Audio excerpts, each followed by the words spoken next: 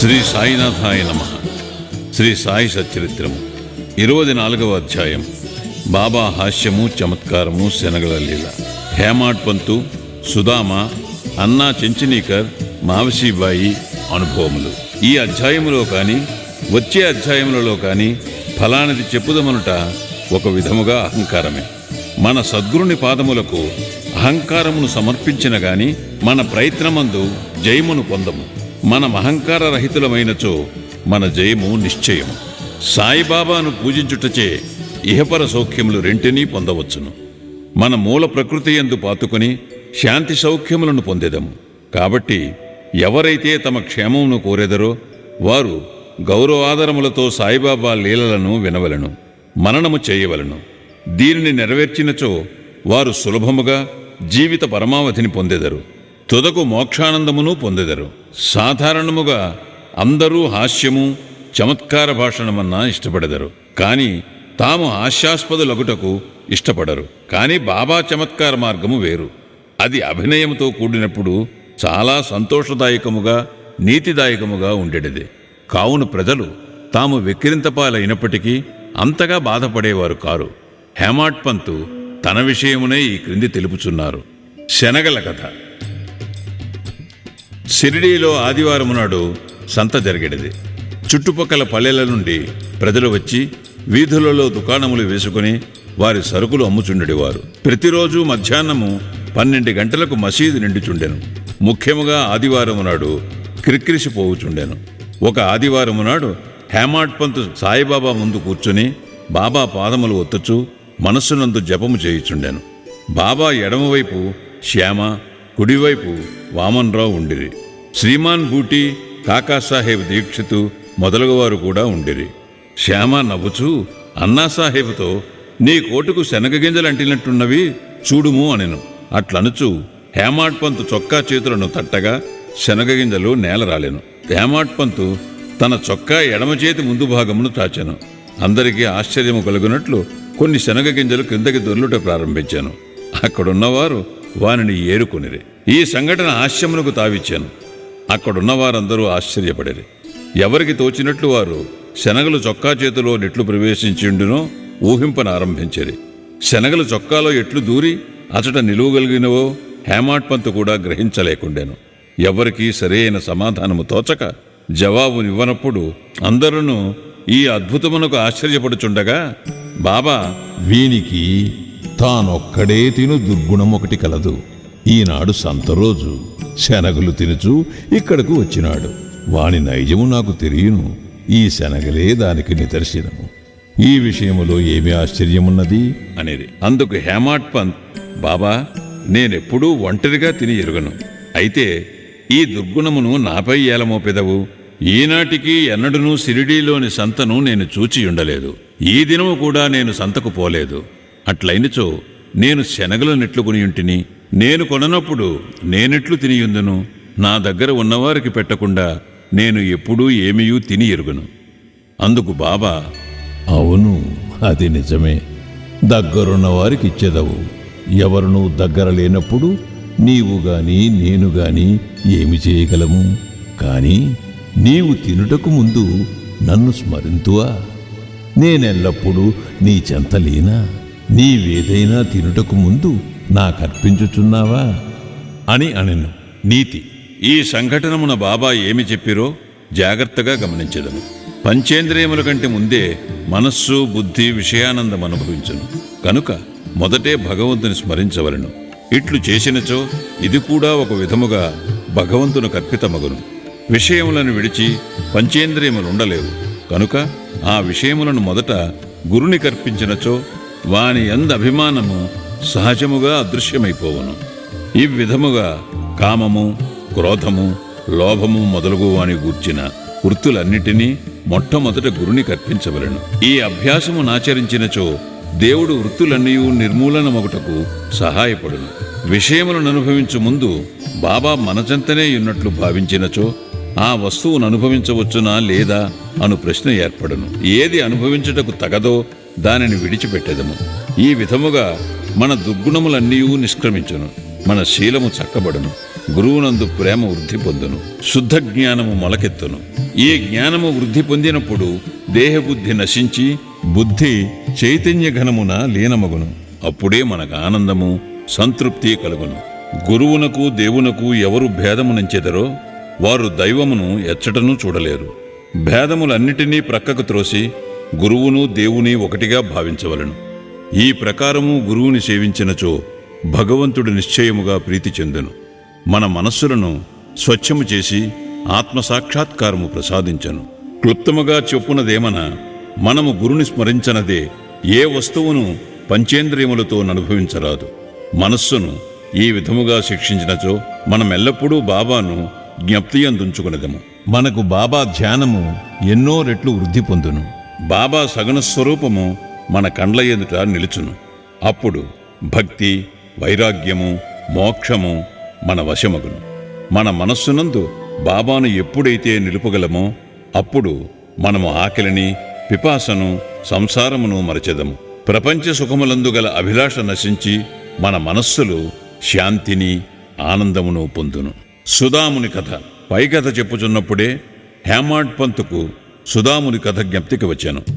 అందులో కూడా ఇదే నీతి ఉన్నది కనుక దాన్ని ఇక్కడ చెప్పుచున్నాం. శ్రీకృష్ణుడు, అతని అన్న బలరాముడు, మరి యొక్క సహపాఠి సుదాముడను వాడును గురువుకు సాందీపుని ఆశ్రమంలో నివసించుచుండేది. శ్రీకృష్ణ బలరాములను అడవికి పోయి కట్టెలను తీసుకుని రమ్మని గురువు పంపాను. సాందీపుని భార్య సుదాముని కూడా అదే పని మీద 3 కొరకు శనగలిచ్చి పంపాను. కృష్ణుడు సుదాముని అడవిలో కలిసి, దాదా నీళ్లు కావలను, నాకు దాహము వేయుచున్నది అనెను. సుదాముడు, ఉత్తకడుపుతో నీరు త్రాగకూడదు కనుక కొంత తడువు ఆగుట మంచిది అనెను. కానీ తన వద్ద శనగలున్నవని కాని కొంచెము తినుమని కాని అనలేదు.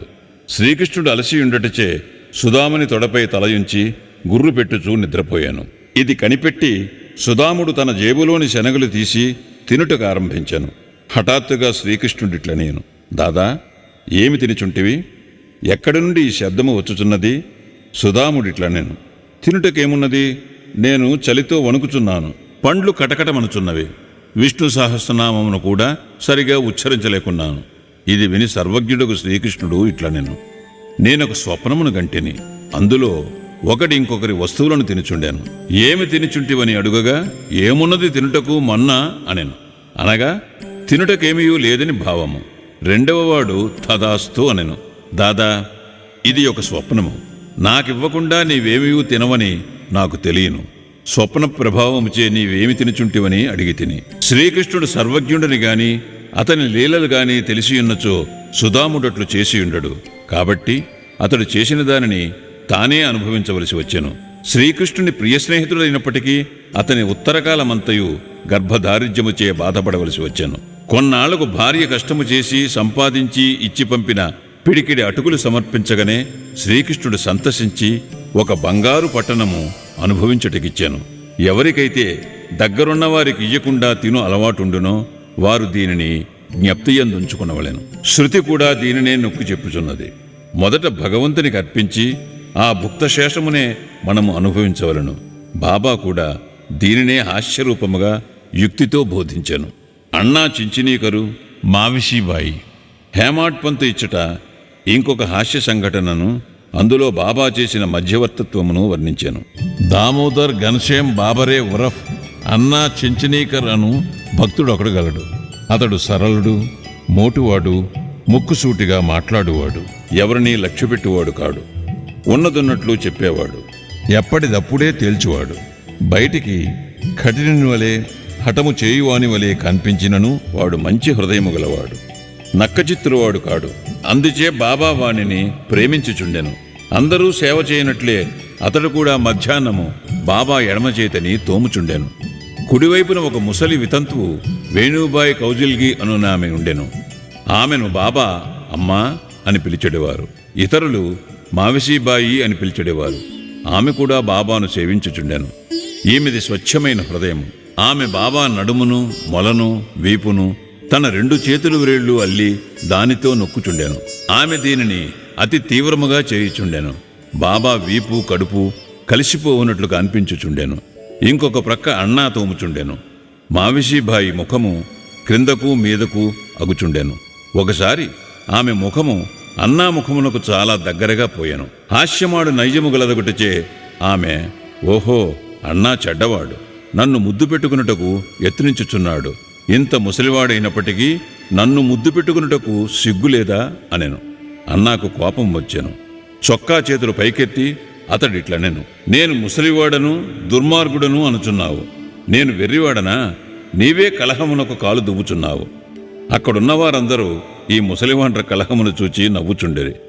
బాబా ఇద్దరినీ సమానముగా ప్రేమించువారు గనుక ఇద్దరినీ ఓదార్చవలనని తలచి ఈ క్రింది విధముగా నేర్పుతో సమాధానపరిచిరి.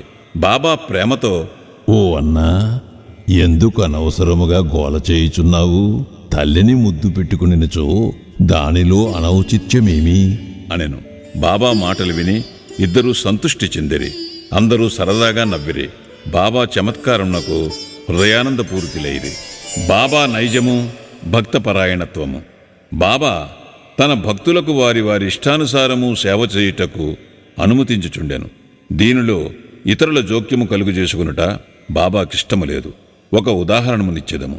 ఈ మావిషీబాయియే ఇంకొకప్పుడు బాబా పొత్తి కడుపును తోముచుండెను. ఆమె ప్రయోగించు బలమును చూచి ఇతర భక్తులు ఆతురపడి వారిట్లనిరి, అమ్మా, కొంచెము మెల్లగా తోము, బాబా కడుపులోని ప్రేవులు నరములు తెగిపోవును. ఇట్లనగానే బాబా వెంటనే లేచి కోపముతో సటకాను నేలపై కొట్టెను. వారి కండ్లు నిప్పు కణములోలే ఎర్రనాయను. బాబాను చూచుటకెవ్వరికీ ధైర్యము లేకుండెను. బాబా సటకా చివరను 2 చేతులతో పట్టుకొని పొత్తికడుపులోనికి గుర్చుకొనెను. ఇంకొక చివరను స్తంభమునకు ఆనించెను. సటకా అంతయు పొత్తికడుపులో దూరినట్లు కానవచ్చుచుండెను. కొద్దిసేపటిలో పొత్తికడుపు ప్రేలుననుకునిరి. బాబా క్రమముగా స్తంభము వైపు పోవుచుండెను. అందరూ భయపడిరి. ఆశ్చర్యముతోనూ భయముతోనూ మాట్లాడలేక మూగవాండ్రవలే నిలిచిరి. బాబా తన భక్తురాలి కొరకు ఈ కష్టము అనుభవించారు. తక్కిన భక్తులు ఆమెను బాబాకు హాని లేకుండా తోమమనిది. మంచి ఉద్దేశముతో వారు ఈ మాటలనిది.